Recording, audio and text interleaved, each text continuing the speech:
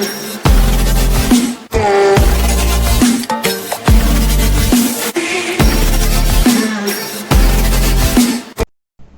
Guys, तो guys अब हमारा टॉपिक है पैराप्लेजिया। पैराप्लेजिया यानी फालिज असफल।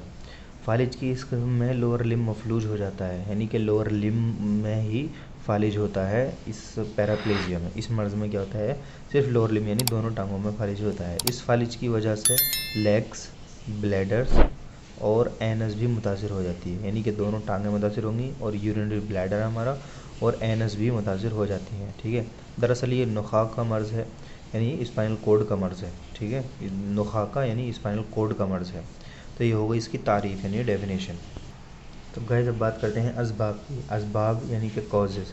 तो उसके कॉजेज़ में क्या है, फर्स्ट है खुद नखा के अंदर मर्ज़ हो, यानी कि खुद स्पाइनल कोड के अंदर मर्ज़ हो, या फिर खुद नखा के अंदर सबब मर्ज़ हो, या फिर उसकी झिल्लियों यानी झिल्लियों और माउफ हो जाएं। ठीक है, यानी उसकी झिल्लियों में माउफ हो जाएं, उनमें वर्म आ जाए, या फिर ख़ुद नखा के अंदर वर्म आ जाए। तो ये इसका एक कोज़ है। जैसे वर्म नुखा या वर्म अगशिया नुखा, यानी कि या तो स्पाइनल कोड में वर्म आ गया या फिर उसकी झिल्लियों में वर्म आ जाए, इसकी वजह से हो जाता है। ठीक है, उसके बाद दूसरा है मर्ज़ ख़ुद नखा में ना हो और उसकी झिल्लियों में भी ना हो, बल्कि किसी उज़्व बईद के मर्ज़ से हराम मग़ज़ के फ़ेल मुतासिर हो जाएं।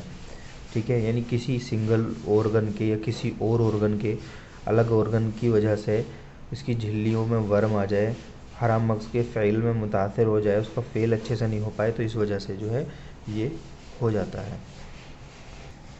उसके बाद नेक्स्ट है कि हराम मग़ज़ पर चोट लग जाना, यानी कि स्पाइनल कॉर्ड पर कोई ट्रॉमा हो जाए, ट्रॉमा इंजरी हो जाए, तो उसकी वजह से भी होता है। हराम मग़ज़ का वर्म यानी उसमें वर्म हो जाना, जो पहले भी हम बात कर चुके हैं। इम्तला या जरियान उद्दम होना, यानी कि वहाँ पर कोई फ्लूइड का एक्युमुलेशन हो गया या फिर वहाँ पे हेमरेज हो रहा है, उसकी वजह से भी हो सकता है। ठीक है, मर्ज़ आतिश्क यानी कि सिफिलिस जिसको बोलते हैं, सिफिलिस हो गया तो उसकी वजह से भी ये मर्ज़ हो जाता है। ठीक है, महरों यानी कि वर्टिब्राई के गलने से नखा का मुतासर होना। ठीक है, यानी कि जो वर्टिब्रा हैं जिनके बीच में स्पाइनल कॉर्ड है, तो वो वर्टिब्रा अगर गल गई, जिसकी वजह से जो है स्पाइनल कॉर्ड मुतासर हो रही है, अफेक्टेड हो रही है, तो उसकी वजह से भी हो सकता है। कसरत तमस यानी कि मेंसेस का पीरियड का नॉर्मल से ज़्यादा आना, गर्ल्स में जो पीरियड्स होते हैं तो वो कसरत तमस यानी कि नॉर्मल से ज़्यादा आना, ज़्यादा क्वांटिटी में आना या फिर बार बार आना। ठीक है, यानी कि कम पीरियड कम टाइम में आना। ठीक है, यानी कि 15 दिन में, हर एवरी 15 डेज़ में आए, तो वो भी इसमें इंक्लूड किया जाता है, उसकी वजह से भी हो सकता है। क़ल्बी सदमा यानी इसको दिल का सदमा हो गया है, उसकी वजह से भी हो सकता है। किसी उज़्व बईद में लज़ू, वर्म या ख़राश और हैजान का पैदा हो जाना। ठीक है, किसी भी उज़्व बईद में जो सिंगल ऑर्गन है उसमें लज़ू और वर्म पैदा हो जाए, यानी लजूजत यानी पैदा हो जाए उसके अंदर, या फिर वर्म हो जाए या ख़राश हो जाए या हैजान का पैदा हो जाना, जिसकी वजह से पैराप्लेजिया हो जाता है। अब बात करते हैं इसकी अलामात की। तो अलामात में क्या है, सबसे पहले पैरों के उज़लात कमज़ोर हो जाते हैं। ठीक है, पैरों के जो मसल्स हैं वो पूरी तरह से कमज़ोर हो जाते हैं और खदर और चींटी के रेंगने जैसी कैफियत मिलती है। ठीक है, कैसा कैसा महसूस होगा, जैसे वहाँ पर चींटियाँ रेंग रही हैं। ठीक है, वैसा सेंसेशन महसूस होता है। पुश्त में दर्द होता है, यानी कि बैकएक होगा उसको, कमर दर्द जिसको कहते हैं। मरीज़ लड़खड़ा कर चलता है। पैरों में इस्तरखा या तशन्नुज की कैफियत पैदा हो जाती है, या तो तशन्नुज हो जाएगा या इस्तरखा हो जाएगा पैरों में उसके। ठीक है, नेक्स्ट तो मसाना और मक़ाद के उज़लात भी मफलूज हो जाते हैं। ठीक है, मसाना के यानी ब्लैडर के, मक़ाद बोले तो रेक्टम के उज़लात भी मफलूज हो जाते हैं। जैसे एहतबास बोल, ठीक है, यानी पेशाब का रुक जाना।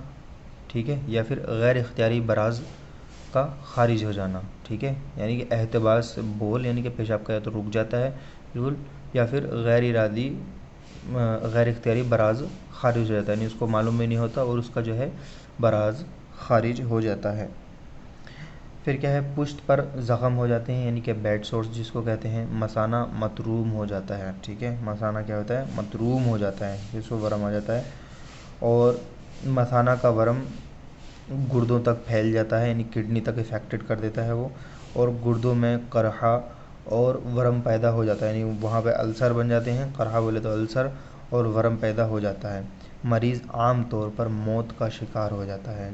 आम तौर पर क्या होता है, मौत का शिकार हो जाता है। अब देखते हैं इसका इलाज क्या है। तो भाई इसके इलाज की अगर बात की जाए तो सबसे पहले क्या है, इजाला सबब करें। ठीक है, सबब का इजाला करेंगे। हराम मग़ज़ में इम्तला दम है तो फसद खुलेंगे। हराम मग़ज़ में अगर इम्तला दम है, यानी दम वहाँ पर आकर जम गया है, जमा हो गया, इकट्ठा हो गया, एक्युमुलेशन हो गया है, तो फसद खोलेंगे। ठीक है, मलय्यनात, मुसिलात और मुसफ़ियात दम अदविया इस्तेमाल करेंगे। ठीक है, मलय्यनात, मुसिलात और मुसफ़ियात दम यानी खून को साफ़ करने वाली अदविया इस्तेमाल करेंगे। नुखा की तकमीद करेंगे, यानी उसको सेकेंगे। तकमीद करना यानी सेकना। ठीक है, और मुसक्किनात इस्तेमाल करेंगे। मुसक्किनात इस्तेमाल करेंगे, सुकून देने वाली दवाएं। नुखा की तक़वियत के लिए कुचला, फुलाद और रोगन माही मुफीद है। ठीक है, क्या है, नखा की तक़वियत के लिए यानी उसको ताकत देने के लिए क्या क्या मुफीद है, कुचला, फुलाद और रोगन माही। रोगन माही बोलते हैं, माही मतलब मछली, फ़िश, तो रोगन माही यानी कि ऑयल, फ़िश ऑयल। ठीक है, और हाथ और पाँव को तकिए की मदद से ऊंचा रखेंगे। हाथों को और पैरों को तकिए की मदद से क्या करेंगे, ऊंचा रखा जाएगा। उसके बाद उसको मुहर्रिकात देंगे, यानी तहरीक देने वाली दवाएं इस्तेमाल करेंगे। मुक़व्वियात इस्तेमाल करेंगे, मालिश कराएंगे, और यानी कि जो बीच में मालिश करेंगे, मुक़व्वियात यानी ताकत देने वाली मालिश कराएंगे उसके स्पाइनल कोड के पास, और लतीफ़ व ज़ोद हज़म ग़िज़ाएँ खिलाएंगे। कौन सी ग़िज़ाएँ खिलाएंगे, लतीफ़ व ज़ोद हज़म ग़िज़ाएँ खिलाएंगे। तो आज के लिए फ्रेंड्स इतना ही, मिलते हैं नेक्स्ट वीडियो में।